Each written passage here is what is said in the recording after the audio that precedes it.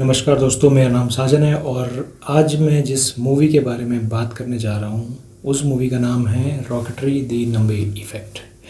और ये रहा उसका टिकट दोस्तों मैं इसलिए दिखाता हूँ क्योंकि किसी को यकीन दिलाने के लिए नहीं, लेकिन इसलिए कि मैंने ये मूवी देखी है और मैं इसके बारे में क्या सोचता हूँ, क्या फीलिंग है। वैसे मैं हर मूवी जो देखता हूँ उसका रिव्यू या उसके बारे में नहीं बोलता, बट कुछ मूवी मुझे ऐसा लगती है कि उसके बारे में मुझे बोलना चाहिए या बात करनी चाहिए।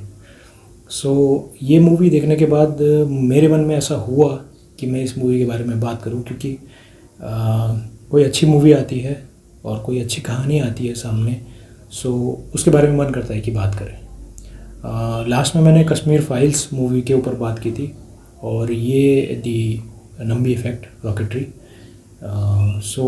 इस मूवी में ये भी असली कहानी है, असली कहानी के ऊपर है और हमें जानने के लिए मिला कि इस मूवी में उनके ऊपर, साइंटिस्ट के ऊपर क्या बीता था और क्या असल कहानी थी, जबकि उनके ऊपर इल्ज़ाम ऐसे लगे थे कि जो बयान नहीं किया जा सकता, जिसके बारे में देशद्रोह का उनके ऊपर इल्ज़ाम लगा था।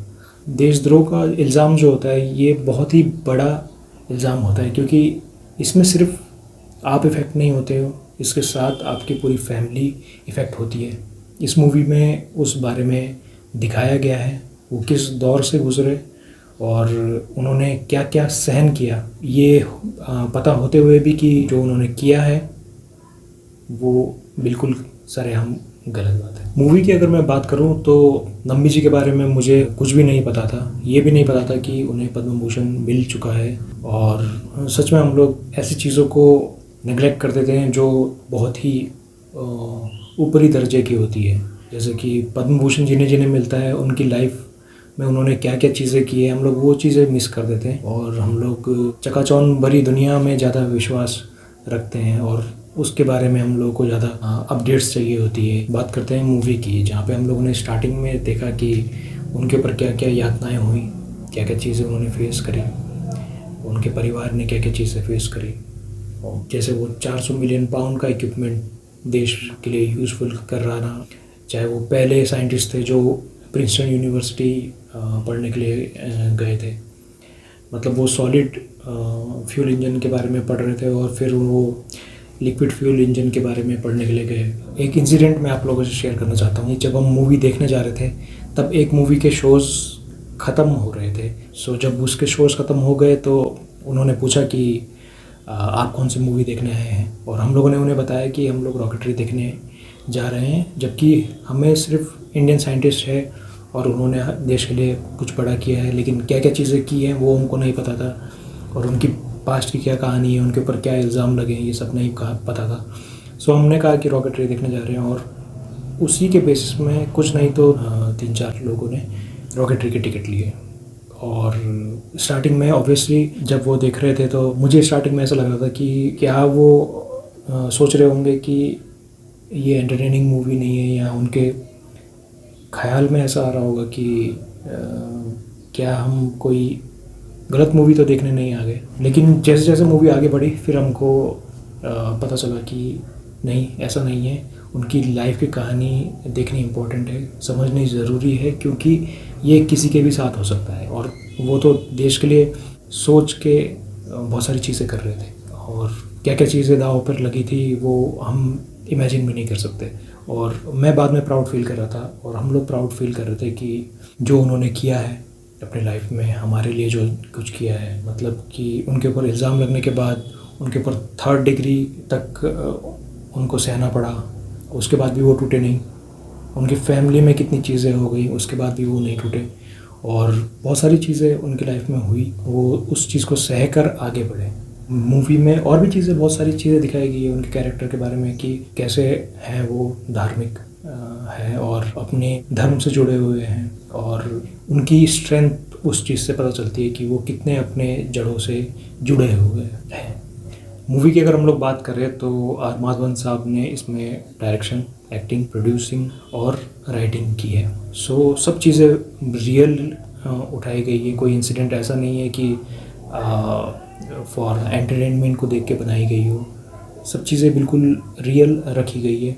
काफ़ी मेहनत की है उन्होंने, 3 तरीक़ों से शूट किया है उसे, तेलुगु में, इंग्लिश में और हिंदी में शूट किया है। साथ ब साथ अपना वज़न कम ज़्यादा मूवी के दौरान किया है, एक लाइव जर्नी दिखाई है। यहाँ तक कि मेकअप वगैरह में भी ऑथेंटिसिटी उन्होंने बरकरार रखी है।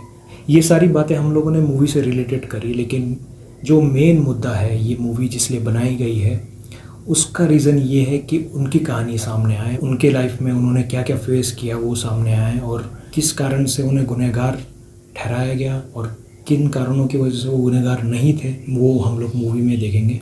देशद्रोह बहुत ही बड़ा इल्ज़ाम होता है किसी के लिए भी। लोगों को पहले समझना चाहिए उनकी फैमिली के ऊपर साइकोलॉजिकली कितना प्रेशर आया, कितनी चीज़ें उन्होंने फेस करी, क्या हम उसे कैलकुलेट कर सकते हैं?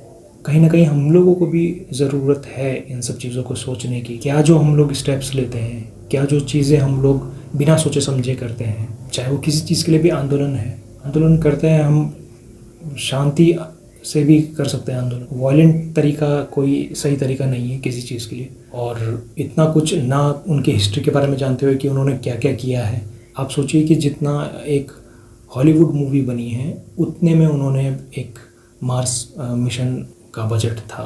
उन लोगों के कितने अटेम्प्ट्स के बाद उनको वो सब चीज़ें हासिल हुई, और हम लोग फर्स्ट अटेम्प्ट पे वो सब चीज़ें हम लोगों ने हासिल करी। तो हम लोगों को वो चीज़ सोचनी चाहिए कि किस चीज़ के लिए हम लोग आंदोलन कर रहे हैं, या वो चीज़ें भी हम लोगों को सीखने की ज़रूरत है। रहा रीज़न मूवी के दौरान जो स्टार्टिंग में रही कि उन्हें फ़ॉरेन में जॉब, नासा में जॉब करने से इंडिया में बेहतर समझा जॉब करना।